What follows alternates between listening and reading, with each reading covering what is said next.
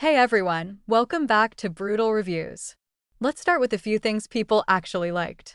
Some users say the slicer can work for basic tasks like slicing soft meats or homemade bread. A few mention it's easy to take apart and clean, and when it's working properly, it can make decent sandwich slices.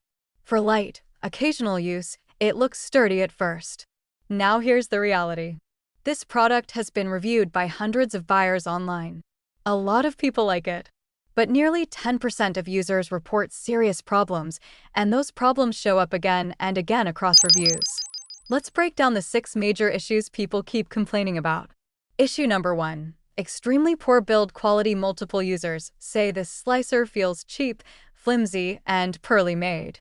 Critical parts like the blade fixing knob are made of plastic instead of metal, and that plastic fails. One reviewer said the gear stopped holding the blade after just 4 months of light use, even though it was only used every couple of weeks. This isn't wear and tear, this is bad construction. Issue number 2. Thickness control is basically broken. This is one of the most common complaints. The thickness dial does not lock. While slicing, the setting moves on its own, causing uneven cuts. People trying to slice jerky or deli meat say the thickness changes mid-cut, completely ruining the result. Several users called the adjustment system useless and unreliable. Issue number 3. Weak and inconsistent motor. Despite being advertised as 200W, multiple buyers received a slicer labeled 150W. Users report the motor struggling with basic tasks like slicing beef, prosciutto, or even room temperature meat. One reviewer said the motor started smelling like it was burning, the blades slowed down, and eventually stopped cutting altogether. That's not just weak, that's dangerous. Issue number 4. Misleading advertising. Several reviewers felt straight up misled. The listing clearly says 200W, but the machine itself says 150W. When customers contacted support, they were told Nutrichef doesn't even make a 200W version, yet the listing stayed the same for months. Buyers felt deceived and called the company dishonest.